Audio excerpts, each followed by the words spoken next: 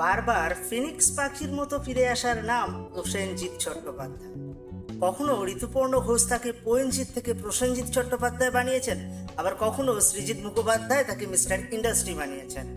আজ থেকে কয়েক যুগ আগে যদি আমরা ফিরে যাই, যখন বাংলা সিনেমাতে কোনো ভালো অ্যাকশন ছিল না, কোনো ভালো নাচ ছিল না, ঠিক সেই সময় থেকে প্রসেনজিৎ চট্টোপাধ্যায় কিন্তু বাংলা সিনেমার হালটা ধরেছিলেন। এমন একটা সময় গিয়েছে যে বছরে 17টা থেকে 18টা, এমনকি বছরে 22টা পর্যন্ত সিনেমা করেছেন প্রসেনজিৎ চট্টোপাধ্যায়। হ্যাঁ, আজও তিনি নায়ক প্রসেনজিৎ, এভারগ্রিন নায়ক। এই সময়ে দাঁড়িয়ে প্রসেনজিৎ চট্টোপাধ্যায়কে বাবা অথবা দাদুর চরিত্রে অভিনয় করতে হয়তো আমরা অনেকে ভাবতে পারি, কিন্তু আজও তিনি নায়কের ভূমিকাতেই অভিনয় করে চলেছেন। এই বয়সে এসে দাঁড়িয়েও একটার পর একটা হিট সিনেমা দিয়ে যাচ্ছেন।